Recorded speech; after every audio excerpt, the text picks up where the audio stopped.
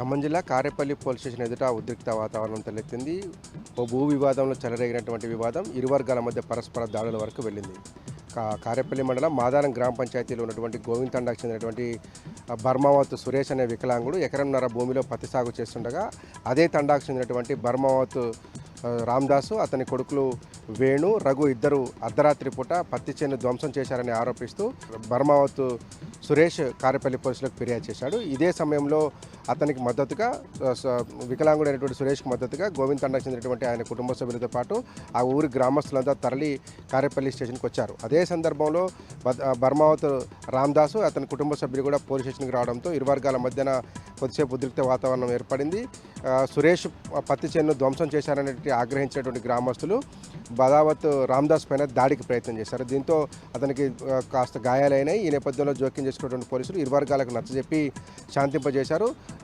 దాడి నుంచి రామ్దాస్ని కాపాడి స్టేషన్లోకి తరలించుకొని తీసుకుపోయారు. దీంట్లో పూర్వపరాలు చూస్తే కనుక బర్మావత్ సురేష్కి ఎకరంన్నర భూమి ఉన్నట్టుగా అతను చెప్తున్నాడు. కొంతకాలంగా తాను ఇదే భూమిని సాగు చేసుకుంటూ జీవనం సాగిస్తున్నట్లుగా సురేష్, వికలాంగులైనటువంటి సురేష్ చెప్తున్నాడు. కానీ అందులో ఒక 30 కుంటల భూమి తమ పేరు మీద ఉంది. తమ భూమిలో సురేష్ అక్రమంగా సాగు చేసుకుంటున్నాడంటూ బదావత్ రామ్దాసు, అతని కుటుంబ సభ్యులు చెప్తున్నారు. ఈ నేపథ్యంలోనే తమ భూమిలో అతను సాగు చేస్తున్నాడు కాబట్టి దాన్ని ధ్వంసం చేశామని చెప్తున్నారు. ఈ నేపథ్యంలో ఇరు వర్గాల మధ్య పరస్పర తోపులాట, ఘర్షణకు దారితీయగా పరస్పర దాడులు కూడా చేసుకున్నారు. పోలీసులు ఇరు వర్గాలను నచ్చచెప్పి కేసు నమోదు చేసి దర్యాప్తు కొనసాగిస్తున్నారు.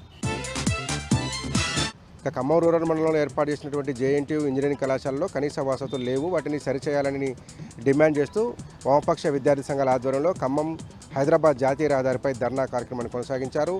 పెద్ద ఎత్తున ట్రాఫిక్ నిలిచిపోవడంతో విద్యార్థి సంఘ నేతలను అదుపులోకి తీసుకునేందుకు పోలీసులు ప్రయత్నించడం తీవ్ర ఉద్రిక్తతకు దారితీసింది. జేఎన్టీయూ కళాశాలలో కనీస వసతులను ఏర్పాటు చేయాలని డిమాండ్ చేస్తూ ASF, SFI, PDS, George Reddy PDS విద్యార్థి సంఘాల నేతృత్వంలో జాతీయ రహదారిపై ధర్నా చేపట్టారు. ఇక్కడ ఉన్నటువంటి జేఎన్టీయూ విద్యాసంస్థకు సొంత భవనాలు లేవని, రెగ్యులర్ ఫ్యాకల్టీని కల్పించాలని డిమాండ్ చేస్తూ పెద్ద ఎత్తున ఆందోళన కార్యక్రమాలు కొనసాగించారు. దాంతోపాటు లైబ్రరీ కానీ, ల్యాబ్స్ కానీ అందుబాటులో లేవని, హాస్టల్ భవనంలో సరైన వసతులు లేకపోవడంతో విద్యార్థులు తీవ్ర ఇబ్బందులకు గురవుతున్నారంటూ వామపక్ష విద్యార్థి సంఘాలు ఆరోపించాయి.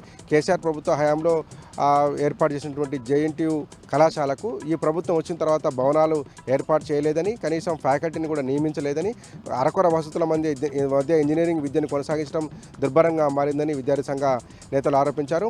అతి బలవంతంగా తమపైన పోలీసులు జులుం ప్రదర్శించారని కూడా విద్యార్థి సంఘాల నేతలు వాపోతున్నారు. అరెస్ట్ చేసినటువంటి విద్యార్థి సంఘ నేతలు ఖమ్మం రూరల్ పోలీస్ స్టేషన్కి తరలించారు.